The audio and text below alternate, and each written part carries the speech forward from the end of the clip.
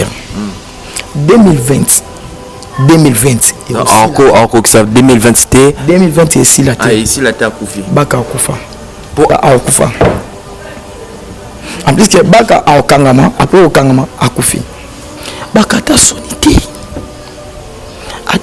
ata sonité baka soza na besoin mbongo sale fort ba pesa mbongo baka si yozo bi mana journaliste moi site natangelo kombo papa moi monsieur ya mamba rolo bati hôtel Obaka ando kota basi tokende ko Sabine hôtel Obaka kota ki ando kota na moi je connais sirène tano baka yo mona sirène baka o mona sirène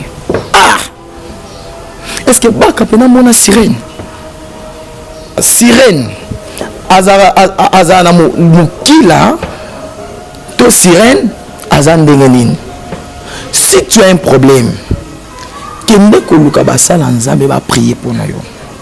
Ou bien ceux qui ont moni les kambo kota mutu mo mosala nzambe. Yo za mosala nzambe. Okoko benga ete. Obonde la pone grâce aux ezali ko na yo. Ebikisa ye. Là ce que toi tu as un problème. Ata la moni ote obenginga na prier pour na likambo yo za nango ezu problème, ezu solution. Yo azo sala la nzamba azui kisa sangisa umela te fa kufa.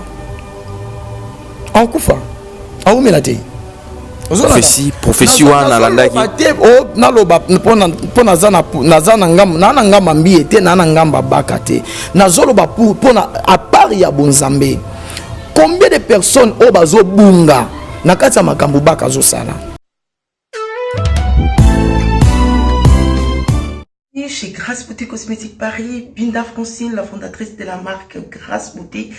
Vous avez constaté depuis hier, vous avez reçu des messages sur votre WhatsApp. Grâce Beauté a changé de numéro de téléphone. Oui, Grâce Beauté a changé de numéro de téléphone pour mieux vous servir. Toute notre équipe s'y mobilise. Donc voilà, nous avons changé notre numéro WhatsApp. Le numéro d'avant, c'était uniquement WhatsApp. Maintenant, vous pouvez aussi nous appeler en appel normal. Surtout, ne vous inquiétez pas.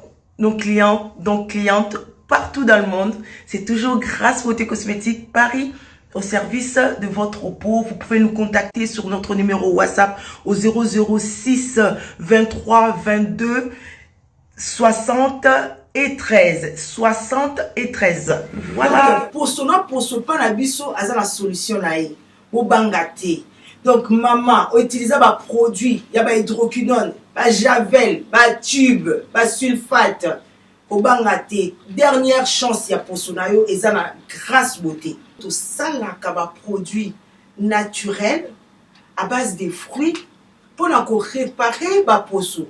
Ba papa bobo sanate pour na mandefu to réparer kapé ba bouton ya mandefu. Ba mama toza wana pour na ko arranger poso, pour na ko pesa uniformité. Kolongola ba nduta kolongola ba tâche. Donc boya bozala bienvenue na Grâce Beauté. Wow!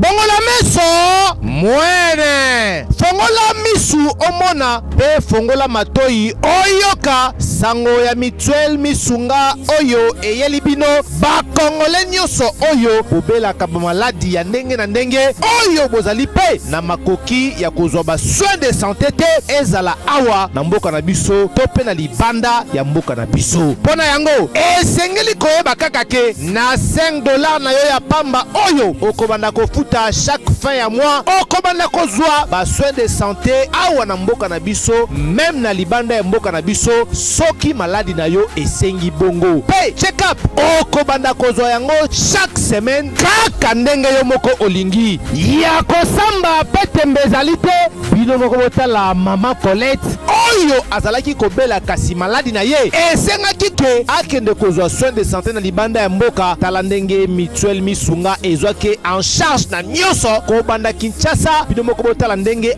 azali komata pepo awa na aéroport ya Njili destination bondimela ngai Afrique du Sud mboka ya Mandela précisément na Johannesburg wapi tango akitaki logement na ye ya qualité ezalaki na maboko ya Mutuelle Misunga bino moko botala condition pardon ya kosamba kutu eza te ebongo check-up na ye na Afrique du Sud to mpe baexamen na ye evalaki kaka na maboko ya Mutuelle Misunga bino moko botala ndenge babali kosala ye contrôle ya nzoto donc maladi nyonso oyo evalaki kobela ebimaki mpe emonanaki Misunga asungi mama azongi nzoto kolongono boyoka bino moko ndenge mama alobi bandeko soki botali na ba image elongi ya malade ndenge nazalaki na lelo esengo vraiment nami monaki vraiment on dirait naza soki wapi ba séjour na ngai banda na yaki ti lelo vendredi nazoyebisa bino très bien bomoni mwa elongi na bongi muke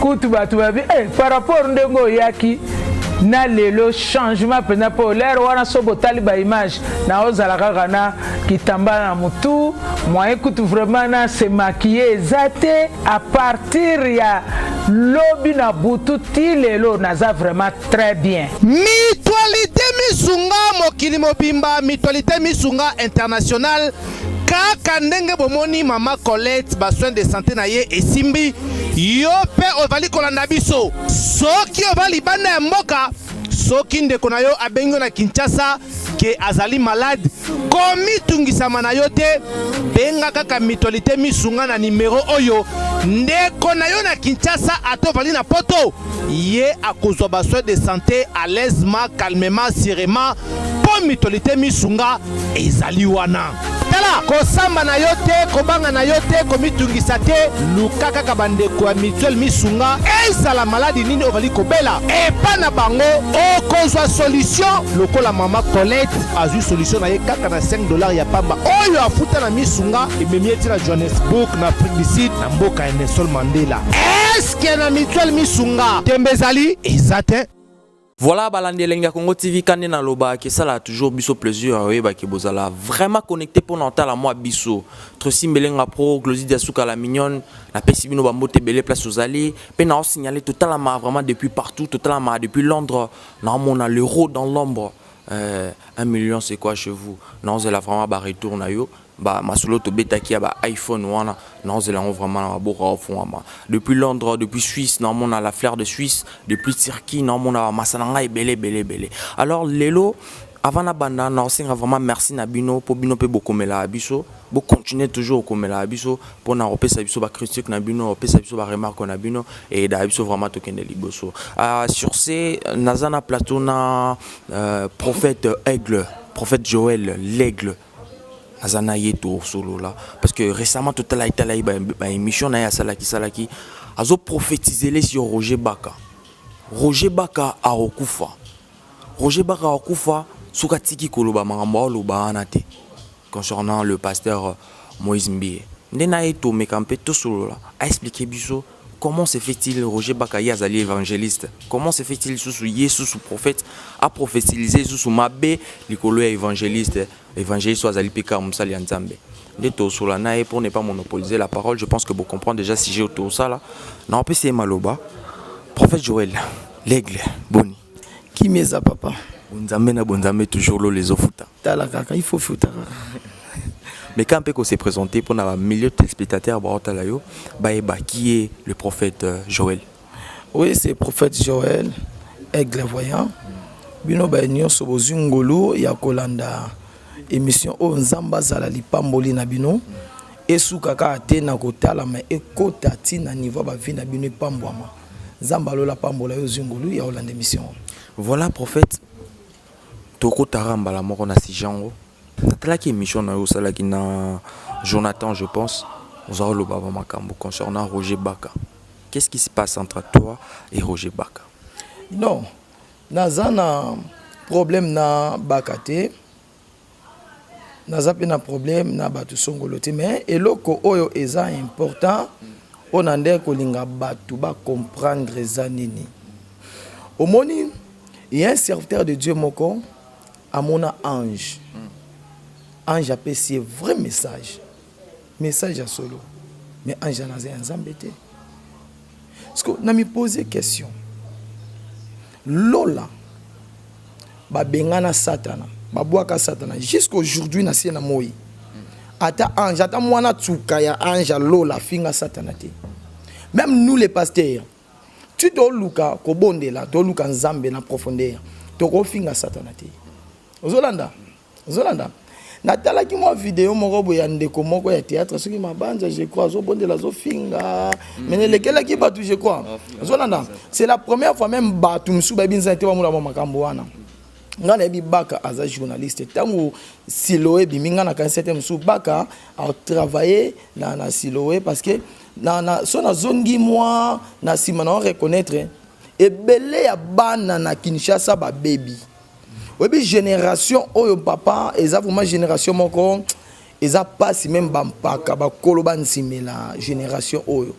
Nous les serviteurs de Dieu ceux qui tozo mona musika te ezala pasi parce que base génération o eza biso basala nzambe parce que basala nzambe ba capable de modifier va au satana lingi a poser la génération o ozolanda baka mutakota film sorcellerie ya kindoki na kati ya Kinshasa nani yo yeba karashika na ndo te côté karashika nani ya kana karashika baka te na salle ba délivrance belé na awa na église awa ba esprit zo bima Karashika qui no baka pe na semsa makasi ozolanda maintenant azamutu oyo il faut comprendre quelque chose.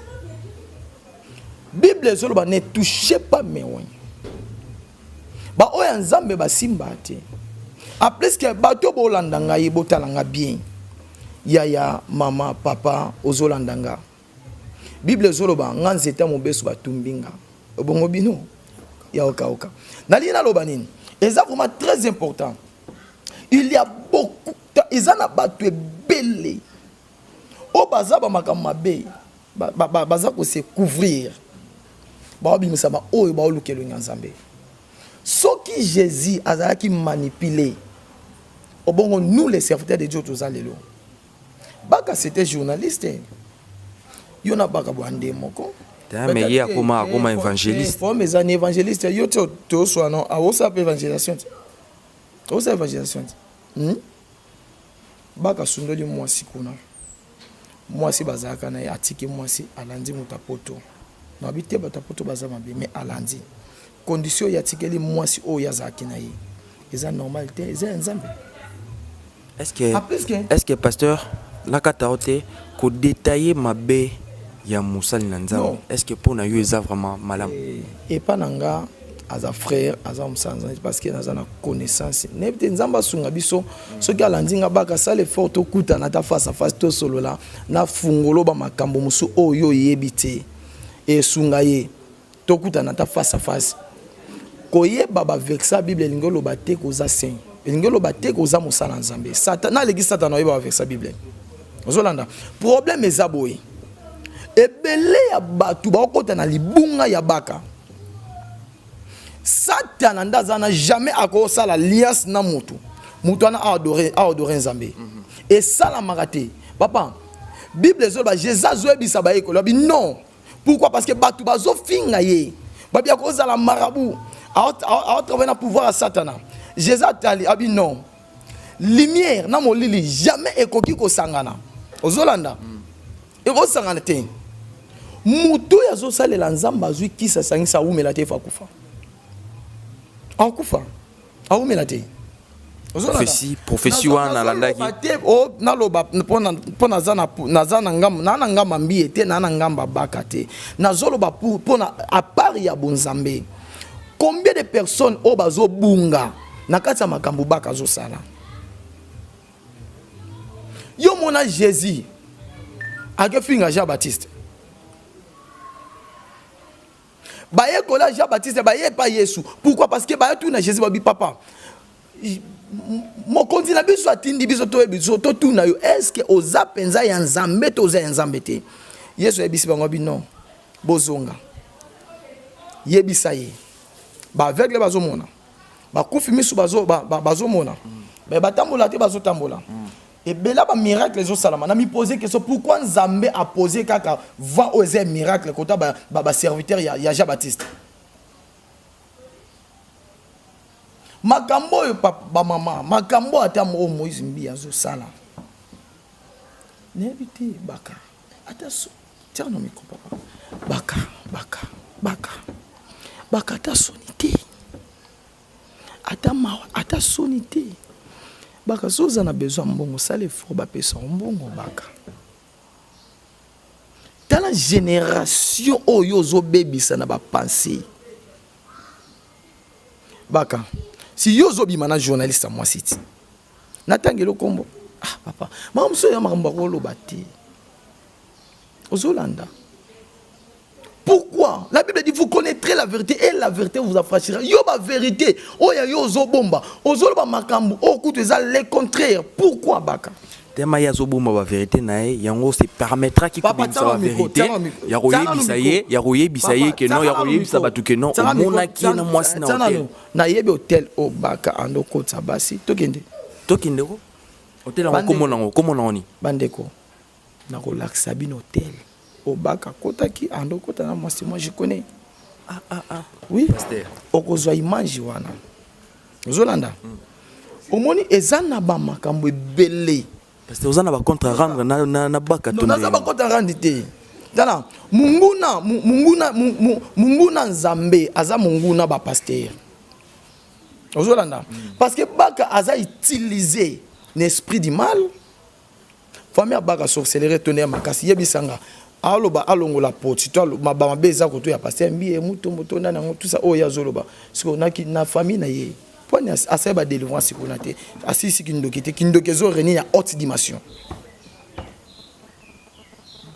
papa yango wana au permettre ko prophétiser les soka kati makambo wana te akokufa prophétie wana uti wapi je n'ai même pas koloba ke prophétie non ngana za nzamba pes na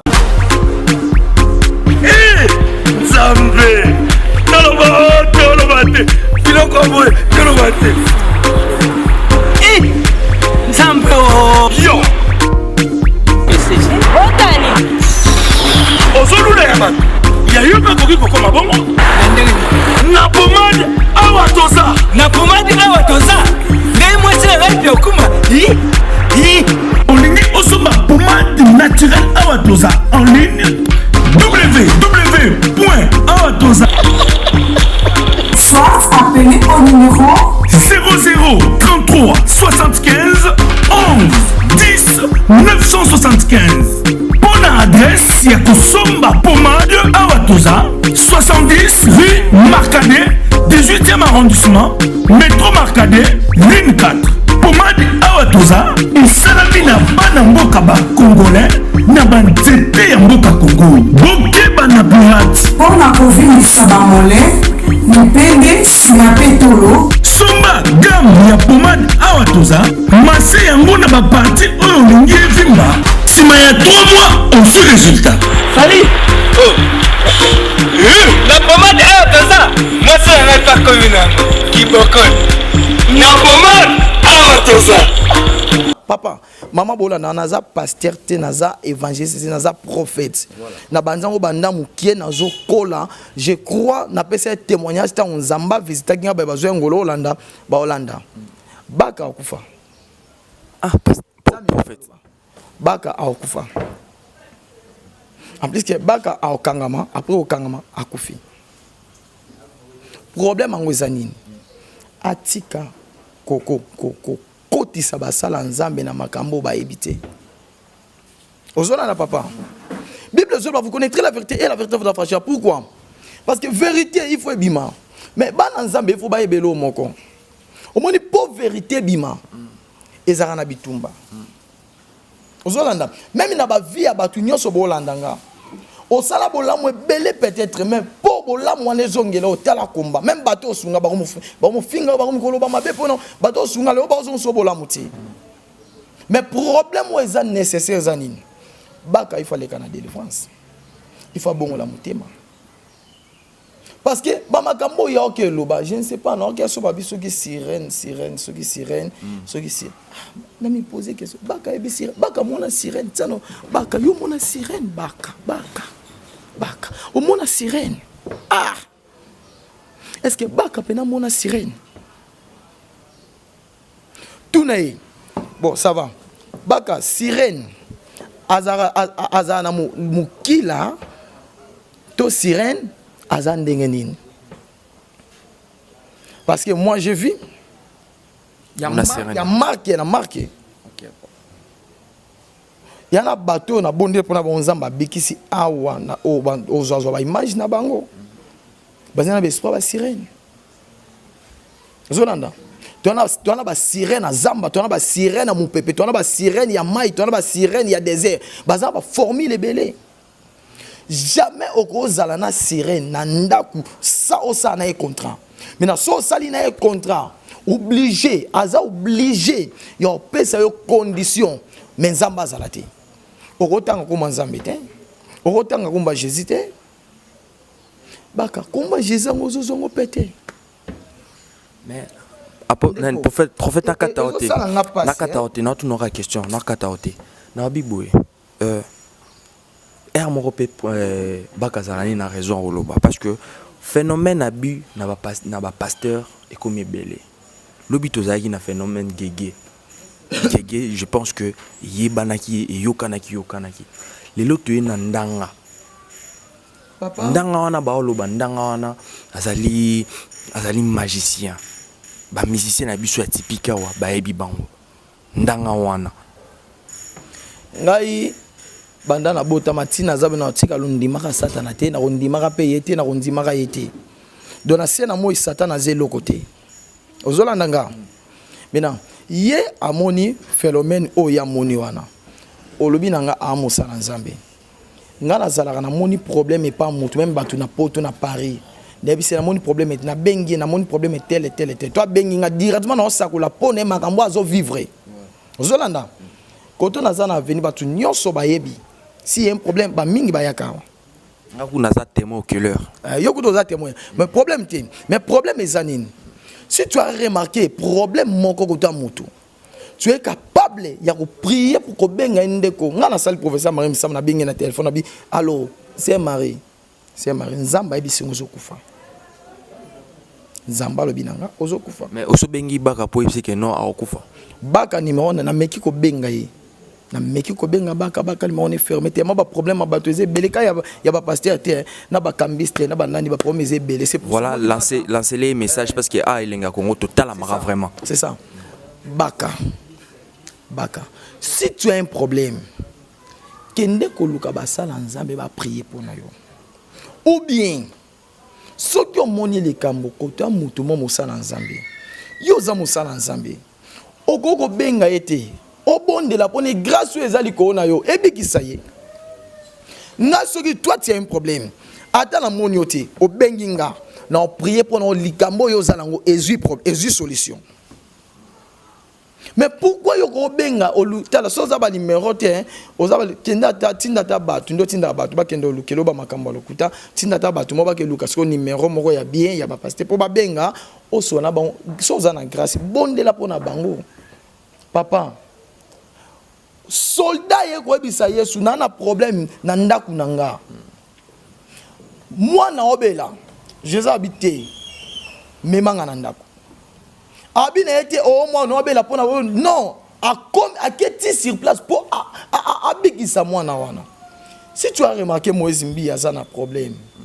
Yo remarqué ba tu nyonso ka ba remarqué te na biso ba prophète ba tata notre remarqué te yo siko remarqué eloni ezo zanga yo siko yo o bonde la pon nzamba su asala ngonzambe no créer miracle gege yo lo ba ki to ba esprit wana ebima elongwa ekende tu es capable tant que tu es serviteur de Dieu siko musala na yo lo ko za musanze musala no ezani parce que bato bana ba problème et singa biso ndeto sunga bango parce que biso doit na nzambe bato bana ba problème on remarqué même pasteur un problème. Kende luka moyen. O luka nzambe wa yo asela muninga abika. Muninga pete ya tata na yo abika. Hein? Parce que distance ya bana à États-Unis ndesko zibaka nambié. Mais problème ezanine. Problème ezanine. Baka azonga mutu. Mutu aza contre ya zate. Mutu aloba mabe pona ya zate. Mais problème eza même bateau bozolanda baka papa mama yaya lumière na molile sangana wapi soki baka azana musala ensemble a prier pour na base teneti yoka muto ka Léopold hein pasteur Léopold Mutombo je crois ba Moïse mbi mo ba sanza miso ebele o remarquer loko wana sangi sama quelque basala nzambi papa na remarqué tala ndeko songolo boy ndeko nga kotala libulu basanze basanga ba kepa na ye papa to moni boy to luka nzambe nzamba bikisa yo boy za malamu te si on remarqué lo songolo mais okobanda koloba ba makamu songolo na vandi mkomso natali émission moko baka sali esali nga pasi soki nga nazalaki moto yo nazalaki koto ya mama olangi da ngena ya nazwi baka boy toene na TV to solola baka bota mina nutana libumu mama olangi osa musala tsa micro azana libumu mama olangi osa musala ba délivrance mama olangi sala jusqu'aujourd'hui baka arotika lata osala ngoteti wana ye loba nzamba sala quelque chose parce que nzambe so sala quelque chose ezama kamna ye ozolanda mais ko baka akendo ata papa tsano mi ata mawata ata soni bato yo bazaba baba chrétien te bana bezo ba kota na kati ya christianisme ba kota ba luka nzambe mina ba makambo ba omona ete ya bango nini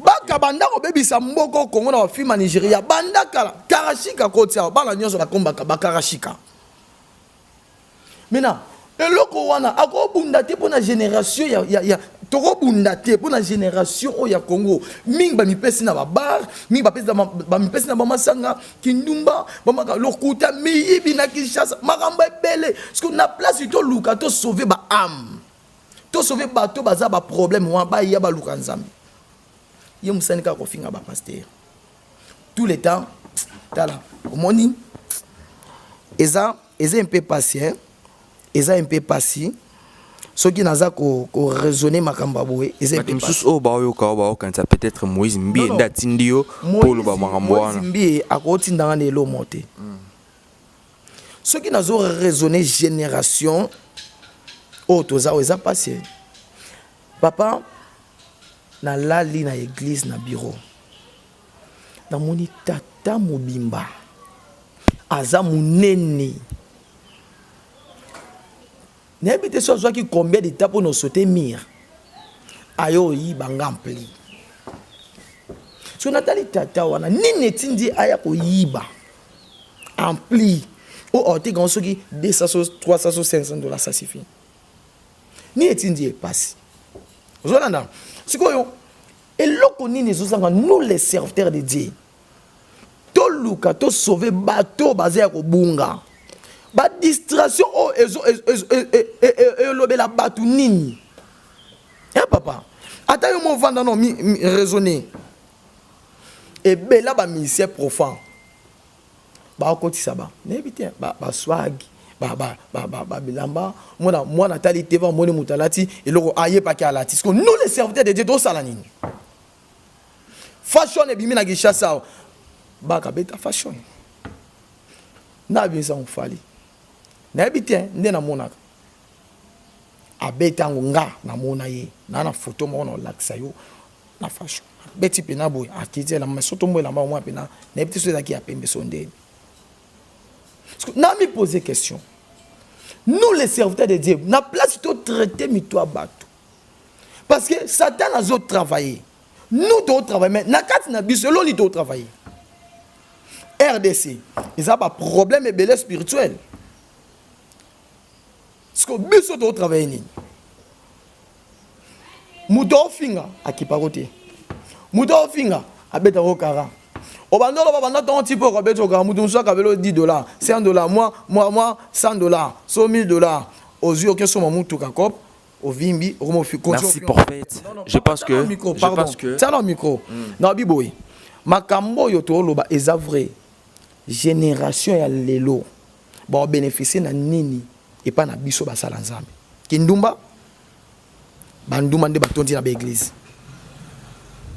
to ko lukate Nzamba ça quelque chose. Miibi.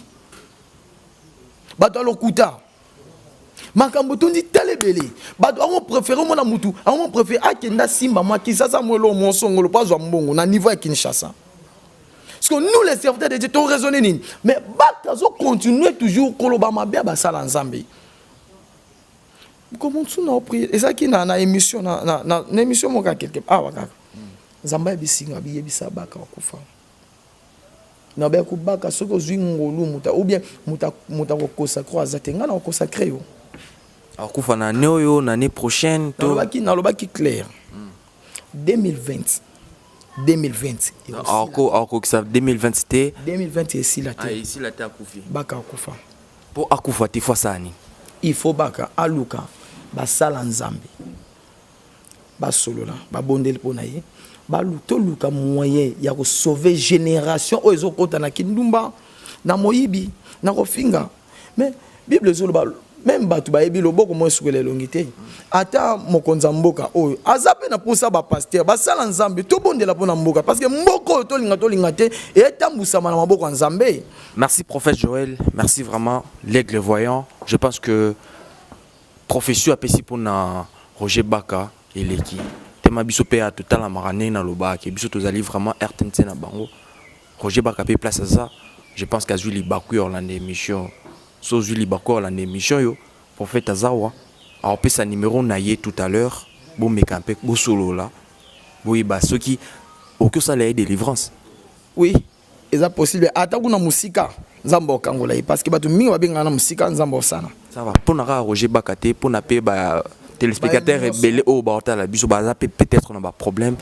Qu'est-ce qu'il faut faire pour bakuta en contact nayo pour bosolo? Batunyo so bozolanda prophète Joël numéro ya prophète Joël plus 243 90 11 845 plus 243 90 11 845 dalingaki naloba eloko moko toza pona toza contre Roger Bakate mais toza uniquement pona ko sunga ye.